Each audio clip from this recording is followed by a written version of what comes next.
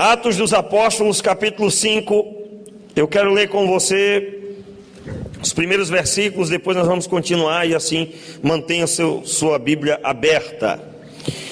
Ora, certo homem chamado Ananias, com Safira, sua mulher, vendeu uma propriedade e reteve parte do preço, sabendo sua mulher, mas reteve o resto e o depositou aos pés dos apóstolos. Disse então Pedro: Ananias, por que encheu Satanás o teu coração, para que mentisse ao Espírito Santo, retendo parte do preço da propriedade? Guardando-a não ficava para ti, e vendida não estava em teu poder? Por que formaste esse desígnio em teu coração? Não mentiste aos homens, mas a Deus. Ananias, ouvindo estas palavras, caiu e expirou. E um grande temor caiu sobre todos os que isto ouviram. Levantando-se os jovens, cobriram o morto e, transportando-o para fora, o sepultaram. Passando um espaço de quase 3 horas, entrou também sua mulher, não sabendo o que havia acontecido. Perguntou-lhe Pedro: diz-me, vendeste, portanto, aquela propriedade? Respondeu ela: sim, portanto. Então Pedro lhe disse: por que é que entre vós concordaste para tentar o Espírito do Senhor? Estão aí à porta aos pés dos que sepultaram o teu marido, e também te levarão. Imediatamente ela caiu aos pés e expirou. Então os jovens, achando-a morta, e a sepultaram junto de seu marido. Houve grande temor em toda a igreja e em todos os que ouviram estas coisas. Muitos sinais e prodígios eram feitos entre o povo pela mão dos apóstolos, e estavam todos unanimemente no pórtico de Salomão. Verso 13, todos juntos. Ninguém mais ousava juntar-se a eles, embora o povo os tivesse em grande estima. A multidão, verso 14, a multidão dos que criam no Senhor, tanto de homens como de mulheres, crescia cada vez mais, de sorte que transportavam os enfermos para as ruas e os punham em leitos e em esteiras, para que ao menos a sombra de Pedro, quando este passasse, cobrisse alguns deles. Também das cidades circunvizinhas concorria muita gente a Jerusalém, conduzindo enfermos e atormentados de espíritos imundos, e todos eram curados. Repita comigo: e todos eram curados. Vamos orar. Meu Deus, coloco diante de Ti as nossas vidas e peço que o Senhor tenha misericórdia de nós e nos dê o entendimento da Tua palavra no nosso coração, e ela produza novidade na nossa vida. Amém. Texto da palavra de Deus que nós ouvimos, a mensagem que nós ouvimos aqui no último domingo. Eu falei sobre a igreja que avança. Eu citei aqui que a igreja que avança é a igreja que entendeu que o tempo da colheita chegou, que não há mais o que esperar. Já fomos cheios do Espírito Santo, já estivemos com Jesus e Ele nos ensinou o que deveríamos fazer: curar os enfermos, pregar o Evangelho às pessoas, limpar os doentes, repreender todo o mal, curar os enfermos. Essa é a obra que foi destinada aos discípulos. Quando uma igreja entende isso e avança, e aí eu citei aqui, baseado no que está escrito aí, em Atos capítulo 4, no versículo 32, especificamente até o 37, o finalzinho do capítulo, eu falei sobre a comunidade, sobre a reunião dos irmãos. E eu disse aqui que o efeito da igreja que avança, da igreja que chega diante dos enfermos, das pessoas que estão do lado de fora da igreja, lembra? Nós citamos o texto que está aí em capítulo 3 de Atos, logo no começo, quando Pedro e João vão entrando no templo, e eles são instrumentos de Deus na vida daquele homem que era coxo e mendigava a porta do templo. E o homem entra dentro do templo adorando a Deus, clamando, adorando ao Senhor, e entra para orar também junto com eles. Meus irmãos, a igreja que avança, o efeito é a comunidade abençoada. A igreja que avança, ela avança dentro da ordem do Senhor, visando sempre o fazer a obra do Senhor. Nós temos combatido no decorrer do tempo, dos anos, toda e qualquer visão egoísta, toda visão inadequada, aquela visão do cristianismo para a minha vida. Deus é Senhor para abençoar os meus, abençoar a minha casa e abençoar a minha vida. Não é essa a visão que Cristo nos passou. A visão que Cristo nos passou é que nós que fomos abençoados, agora vamos ser instrumentos nas mãos dele para abençoar os outros. Não há cristianismo, não se pode chamar de cristianismo, porque o nome já diz, é o pequeno Cristo, é aquele que continua a obra do Cristo. Qual é a obra do Cristo? Salvar, encontrar o que se havia perdido, ir à procura da ovelha perdida. O Cristo se empenhou e se empenha em tocar os corações das pessoas, em atrair as pessoas. Então nós não temos outro entendimento, não há outro entendimento, não pode haver. Essa ideia do cristianismo que mantém a sua vida e você vive mais em baixos do que em altos, você vive capengando, esse não é o propósito, essa não é a vida com abundância que a Bíblia promete, não é, irmãos. Vida abundante é algo além. E o texto da palavra de Deus que nós ouvimos falava sobre a igreja que avança. Você foi desafiado para avançar, a começar da sua casa, a começar dos seus familiares, dos seus vizinhos, seu trabalho, sua escola, avançar. No meio do caminho desse avanço da igreja, surge um empecilho comum, um empecilho muito comum quando a igreja está abençoada, quando há o aglomerado das pessoas, quando o crescimento acontece. O texto diz que lá no capítulo, no final do capítulo 2, aproximadamente 3.000 almas se converteram. Depois aproximadamente 4.000 almas se converteram ao Senhor. Meu irmão, o primeiro efeito foi da pregação de Pedro, o segundo foi do milagre na vida do coxo, dos milagres que vieram depois, da palavra pregada às multidões. Então, dentro desse mover, o ajuntamento se fez, a comunidade dos santos era abençoada, não tinha ninguém passando necessidade, eles eram um só na unidade, eles eram um na visão.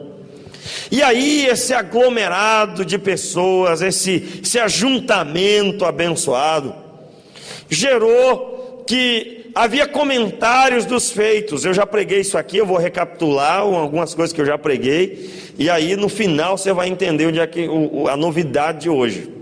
Claro que para alguns é a primeira vez que eu estou falando desse assunto especificamente que eu vou falar agora. Texto aqui diz que um homem chamado Barnabé, logo nos versículos 36 e 37 do capítulo anterior, um homem chamado Barnabé, natural de Chipre, que foi tido como filho da consolação, ele vendeu uma grande propriedade e deu para que não houvesse pessoa necessitada. Logo em seguida, porque a história de José, natural de Chipre, ele aparece do nada. Parece até ser uma coisa que fora de contexto, em se tratando do texto anterior, dos versículos anteriores. Porque já tinha sido dito que todo mundo vendia seus bens. E de repente, Lucas cita este homem que vende uma propriedade, e ele vendeu uma grande propriedade, chamou atenção. E em seguida, ele vem com a informação: um foi uma bênção, mas outros dois não entenderam o propósito. Ananias e Safira. Estava tudo correndo bem. Lucas é como que dizendo assim, às vezes eu considero que até a divisão dos capítulos, se tratando de uma compreensão vasta, ele até às vezes atrapalha, porque a pessoa, ela às vezes lê esse texto aqui, bem, agora começou outra coisa, né? Capítulo 5, versículo 1, agora é outra história, outra situação, e essa é uma só. Pastor, então por que o capítulo e o versículo está aí? Para você poder encontrar as passagens, para você poder se situar aí rapidamente. Antes de ser dividido em versículos e capítulos, meu irmão, você imagina a dificuldade de encontrar um versículo? Lê aí aquele texto que nós lemos ontem. Espera aí, irmão, eu vou ter que ler o texto todinho para poder encontrar ele de novo. Então o endereço fica mais fácil assim. Mas se perde um pouco se você for observar, em se tratando da compreensão que nós estamos trazendo. De repente estava indo tudo bem, a igreja era uma bênção, e de repente surge algo inadequado no meio da multidão. O que foi que aconteceu?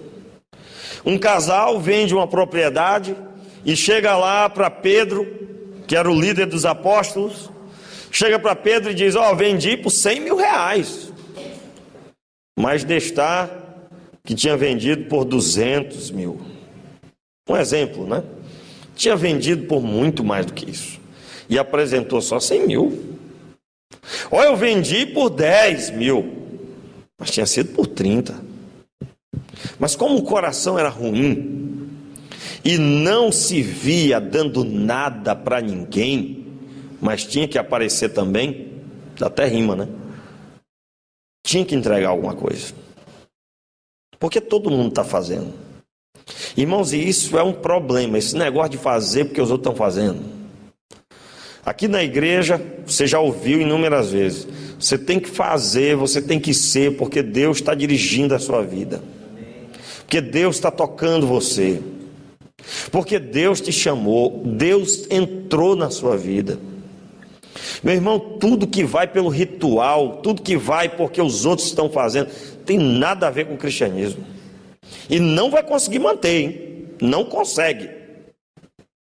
Então, olha só, todo mundo fala, eu acho que o pessoal deve estar lembrado, aqueles que anotam sempre, eu aconselho todos a anotarem que puderem. Está lembrado do dia que eu preguei isso aqui? Eu até citei uma coisa engraçada. Eu digo, gente, saiu na primeira página do jornal que Barnabé tinha feito uma grande coisa, jornal cristão lá da época, ou secular, saiu lá. E aí Ananias e Safira olhou e disseram: não, mas nós também vamos ter que aparecer nesse jornal. Todo mundo só fala de Barnabé, e nós vamos ficar como? Não, nós vamos ter que fazer alguma coisa para aparecer. E aí eles, para aparecer, foram lá querendo ser sem realmente ser. Irmãos, por isso o texto mostra isso claramente, uma vontade de mostrar: está aqui, vendi a propriedade, está aqui o dinheiro. E era mentira, era só para aparecer, só para dizer que é. Irmãos, a primeira palavra que eu creio que você já recebe aí ouvindo isso, é que esse texto mostra que Deus não tem alegria nisso. Deus não tem alegria nesse tipo de coisa. Isso não glorifica a Deus, isso é mentira. Por isso que nós não podemos viver debaixo da mentira. O que é que nós entendemos aqui nesse texto? No meio de uma unção, de um poder, de uma autoridade, uma igreja gloriosa, uma igreja abençoada, surge alguém com a mesma linguagem de quem estava agindo sinceramente, mas no coração diferente dos demais. Estudando esse texto, eu encontrei a informação, a percepção, o entendimento de que Deus aqui veio e agiu retirando a vida desses dois, como que dizendo: não aceito que haja o desrespeito para o mover que eu estou dirigindo. Não aceito. Ao que dá a entender, havia uma unção tão forte, que diante da inadequada vida de Ananias e Safira, eles morreram. Pastor, agora o senhor prova isso para mim na Bíblia. Princípio bíblico, irmão. Antigo Testamento, vamos voltar um pouquinho. O Antigo Testamento, você encontra lá o templo de Moisés, templo de Salomão, aliás. Você encontra lá o templo, tabernáculo de Moisés. Na época de Moisés era o tabernáculo, ele era removido de lugar para lugar.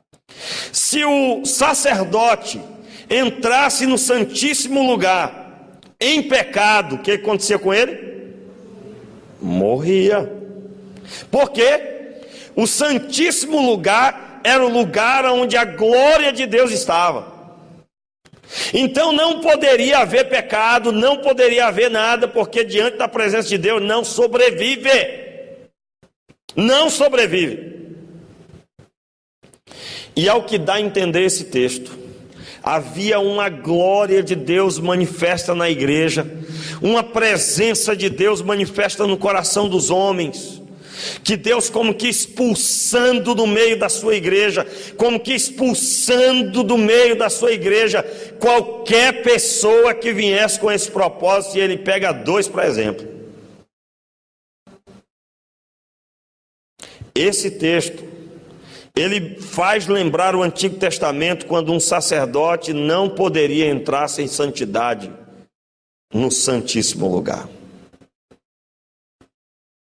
Meus irmãos, o texto da palavra de Deus, após a morte desses dois, após a morte deles, mostra o seguinte. Leia aí comigo, versículo 11.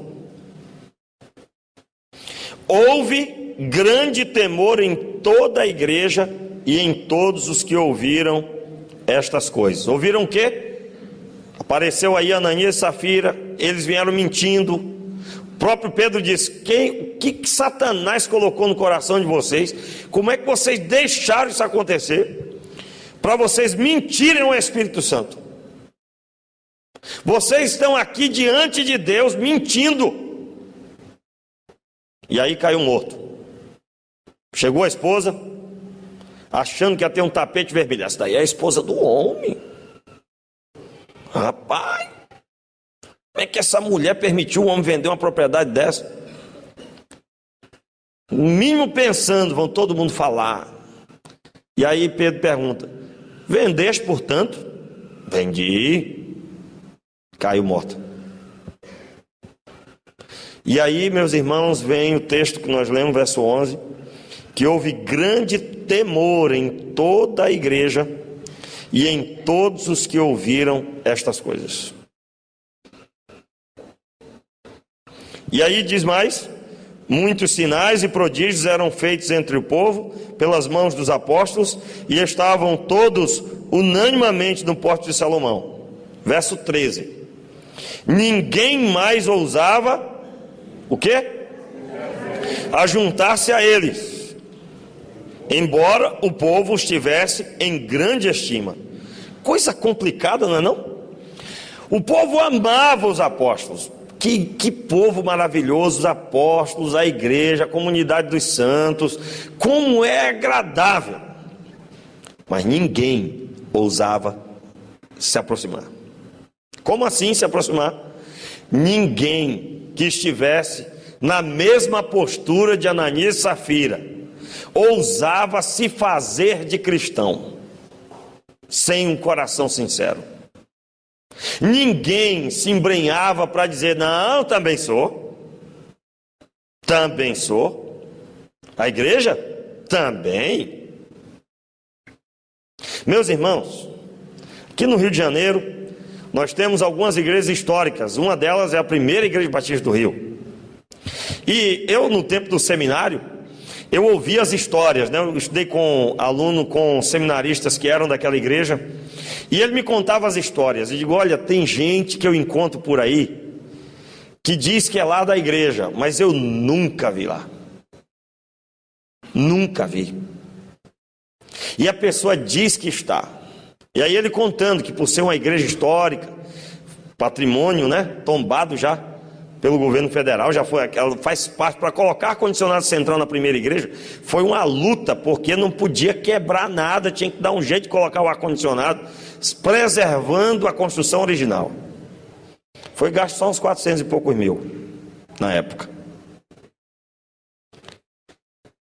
Por ser uma igreja histórica, por dar status, dizer que é daquela igreja, dentro do contexto, pessoas que foram lá, que não iam mais e que não tinham comportamento nenhum, inclusive, diziam que eram. Eu sou daquela igreja. Grandes igrejas, igrejas bonitas, igrejas que são famosas.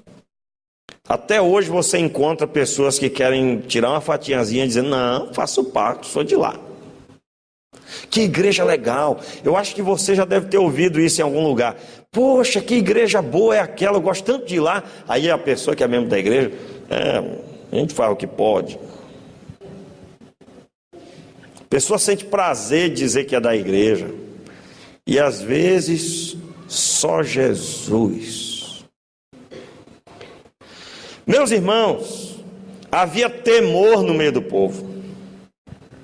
E aí eu pergunto a você, será que nós temos visto esse temor no nosso tempo, quando alguém cita o nome desta igreja? Será que há temor? Nós teremos um estudo aqui sobre disciplina na igreja, né? E este é um dos textos que eu vou utilizar.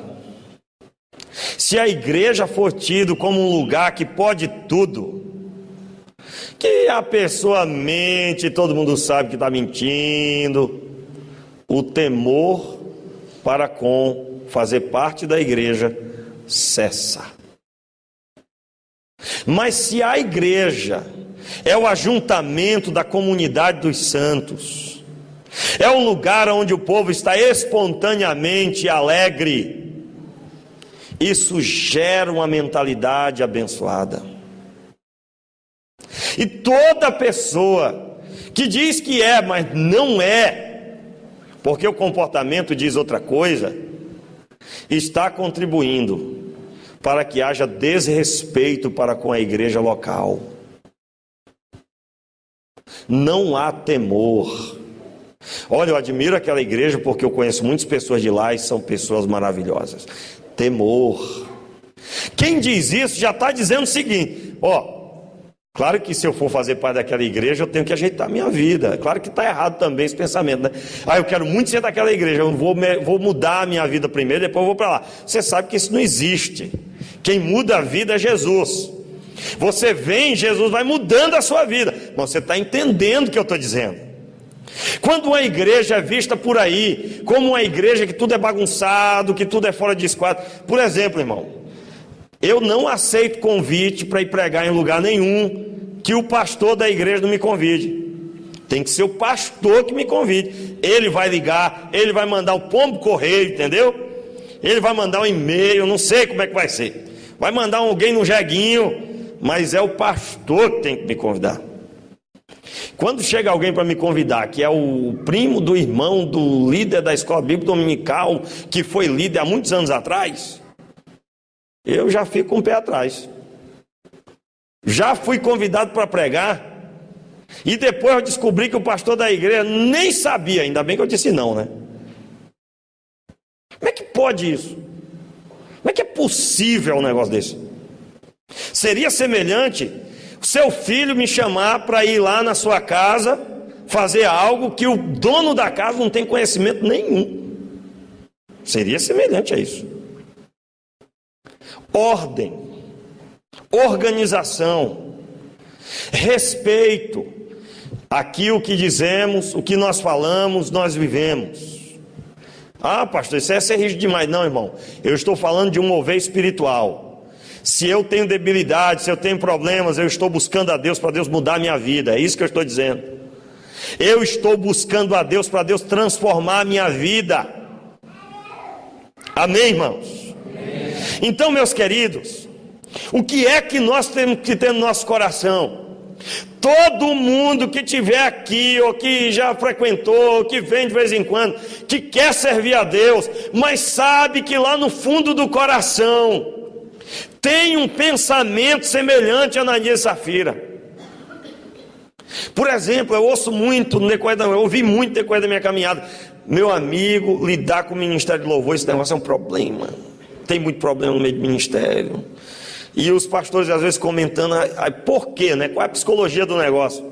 Meu irmão, todo mundo que vai gostar, que gosta de aparecer, não vai querer ficar trabalhando para colocar a água aqui para o pastor e para o ministério de louvor. Por quê? Quando é que coloca a água aqui? A água é colocada quando não tem ninguém. Aí vem a diaconisa, vem a irmã zeladora, a irmã Miralda. Não tem ninguém está vendo quem colocou a água. A pessoa que tem no coração a vontade de aparecer, ela vai querer estar na frente. O louvor é um lugar ótimo. A pessoa que vai vir, irmãos, que dificuldade nós temos para alguém conseguir pessoas para sonoplastia. O pessoal fica lá calado, só girando o botãozinho, né? Ali. No máximo farracinho para quem está na frente. Ah, beleza, pode ir e tal. Quer não. Pastor, isso aí é muito pouco para minha dignidade espiritual. Meu irmão, todo mundo sabe onde o sapato aperta. Todo mundo sabe. Todo mundo sabe. Você que serve a Deus, olhe o seu coração, irmão. Veja o que há no seu coração. Porque você pode estar na linha de Ananias e Safira.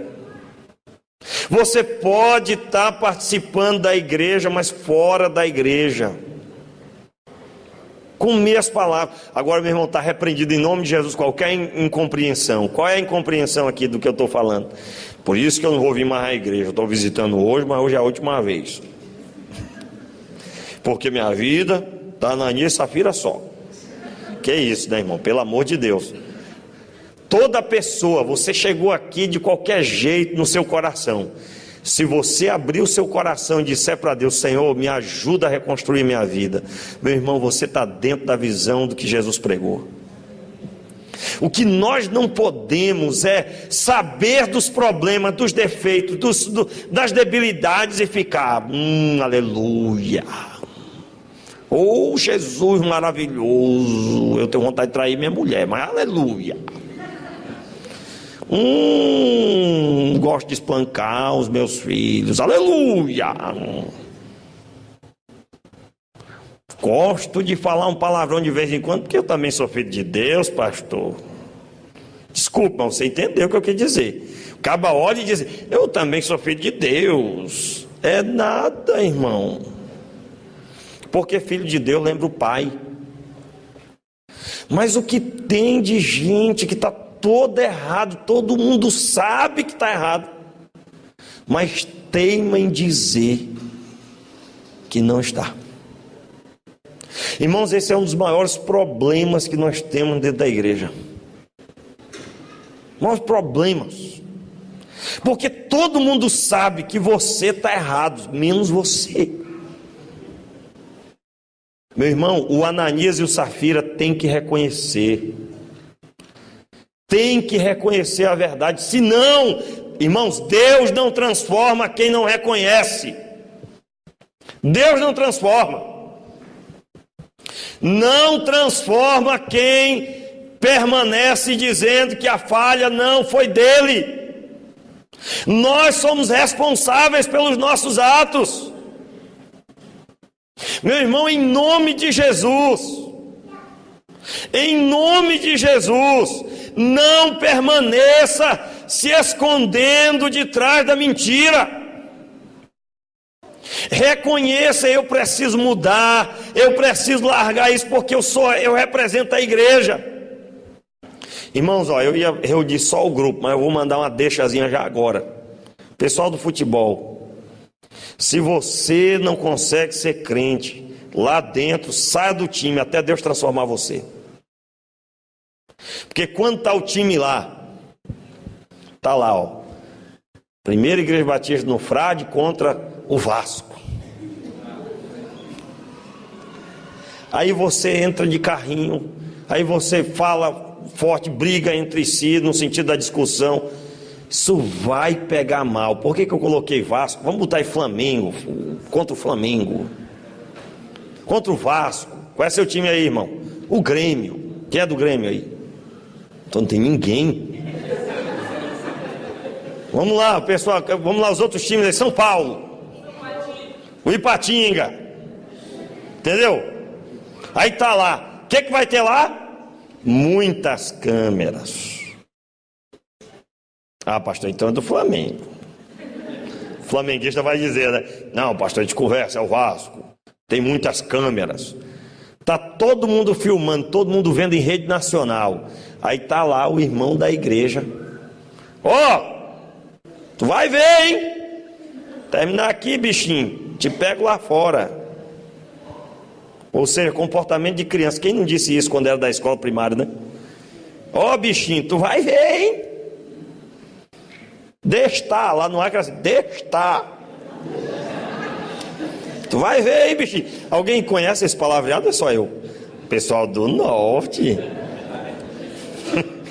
Destar, bichinho. Tu vai ver.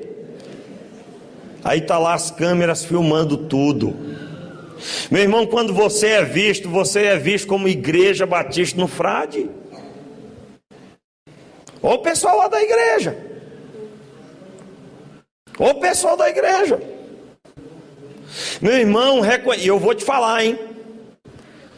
Eu disse aqui pro pessoal do ministério: não vou parar o time. Não vou dizer para acabar a brincadeira. Não vou. Irmãos, eu não aceito que vai ter que acabar o time porque tem uma meia dúzia, um gato pingado que não quer viver o cristianismo. Porque a proposta do Evangelho é que Deus vai mudar a nossa vida para podermos jogar bola, para poder andar de skate, para poder jogar vôlei, para poder trabalhar, estudar, para poder constituir família e ser uma bênção. Essa é a proposta do Evangelho. Vamos parar porque o pessoal não sabe brincar. Não, nós não vamos parar de pecar e vamos começar a buscar Deus. Então, meu irmão, você é visto como Igreja Batista. Você é visto, as pessoas lá fora não veem a igreja do Senhor, eles veem essa igreja, eles veem o local, o endereço. Então, quando você está por aí, você está carregando o nome de uma igreja, e que essa igreja tem um endereço, tem uma sigla, e você está contribuindo para não haver temor no meio do povo. E aí, irmãos, vem uma contradição, que na verdade é uma explicação, uma contradição que por um momento você pensa que é uma contradição, né? O verso 13 diz: ninguém mais ousava juntar-se a eles, embora o povo tivesse eles em grande estima. Aí o verso 14 do capítulo 5: a multidão dos que criam no Senhor, tanto homens como mulheres, crescia cada vez mais. Como assim? Quem não queria nada, é ruim de eu morrer, hein? É ruim, só quero aparecer, só quero estar na capa, coluna social. Eu não quero esse negócio de Jesus. E ao mesmo tempo o texto diz depois: a multidão dos que criam, a multidão dos que acreditavam. Jesus veio para mudar a minha vida, Jesus veio para mudar o meu coração, Jesus veio para transformar a minha vida, para me libertar, para me dar um novo tempo, para me dar uma nova visão. A multidão dos que acreditavam na transformação de Deus era grande. E quem não queria nada, botava a barba de molho. Porque o povo que estava levava a sério. E isso gerava a liberdade de Deus agir. Meu irmão, em nome de Jesus, por isso, olha, preste atenção no que eu estou pregando. Eu não estou dizendo que só deve vir à igreja, quem quer. Eu estou pregando que quem é da igreja, quem serve a Deus, deve entender o que significa isso. Porque está em jogo a obra. Eu gosto muito da igreja batista, porque ela é parecida com aquela igreja. Meu irmão, misericórdia. Eu gosto muito da igreja batista, porque ela não proíbe nada. O pessoal não entendeu, né? Ninguém vai ficar ordenando sobre a vida do outro. Aliás, eu tenho até que parar de falar isso, porque de vez em quando tem um que só Jesus, irmão, e diz que é irmão. Aleluia. Já falei aqui, tem mulher que anda mal vestida? Tem, mas tem homem que anda mal vestido também. Irmão, você desculpa. Irmão, presta atenção, vou dar um estudo aqui, eu sei que agora eu vou deixar um monte em crise, mas é assim que é bom. Tatuagem. Presta atenção. Uma tatuagem é fruto do que você tem no seu coração. Você vai estar dizendo o que você crê. Eu estudei no seminário com uma pessoa que só andava de blusão. Porque quando no mundo ele colocou caveira e dragão por tudo quanto era canto. Cuidado! Porque você vai estar dizendo o que você acredita. Você vai estar falando o que você acredita. E quer saber? O foco não é dizer o que você acredita. Pastor, eu agora sou crente, vou botar o nome Jesus no meu ombro. Meu filho, você já tem o sangue de Jesus desenhado, as letras desenhadas com sangue do Cordeiro, Jesus. E isso abençoou a sua vida, seu comportamento, e as pessoas vão saber o que você tem no seu coração. Meu irmão, nós estamos vivendo um tempo que crente está correndo para fazer tatuagem. Para com esse negócio. Pare com isso, meu irmão. E valorize falar para os outros o que você acredita, pelo que Deus tem feito na sua vida. Pastor, qual é o texto que diz que não pode colocar? Venha para o estudo, que eu vou ter que dar um estudo aqui, não tem jeito, irmão. Eu vou dar um estudo aqui sobre esse assunto em breve, e aí nós vamos conversar. Ai meu Deus, agora eu vou correr, vou ter que correr para tirar a tatuagem. Meu irmão, não pode fazer nada por você. Rodou no dinheiro. Ou então vai ter que andar de blusão. Entendeu? Ah, mas se eu tirar minha camisa, muito calor, não pode. Meu irmão, você que foi atrás. Repito, nós estamos vivendo um tempo que as pessoas estão tão superficiais que elas querem expor no outdoor chamado corpo o que acreditam. A nossa fé não é essa. A nossa fé é Jesus Cristo no coração, gerando novidade de comportamento. Jesus tenha misericórdia. No dia que nós tivermos que colocar o nome de Jesus em todo lugar aqui da parede, para o pessoal saber que aqui tem Jesus, que aqui se prega Jesus, nós estamos perdidos, meu irmão. Nós somos conhecidos como cristãos pelo amor que há uns pelos outros. Foi o que Jesus disse. Ninguém deve ser conhecido pelo superficial. Comumente você encontra alguém, vai andando ali, uma pessoa, aquela moça é crente. E às vezes nem é, porque gostou da saia longa. Meu irmão, que tristeza. Nós cremos, a palavra de Deus diz, o nosso comportamento vai determinar o que as pessoas vão acreditar. Elas vão ter temor ou elas vão desrespeitar. Qual é que você vai escolher? Eu penso, irmãos, que quando o pastor diz aqui que não tem problema vestimenta, aí a pessoa vem de bermuda. Entendeu?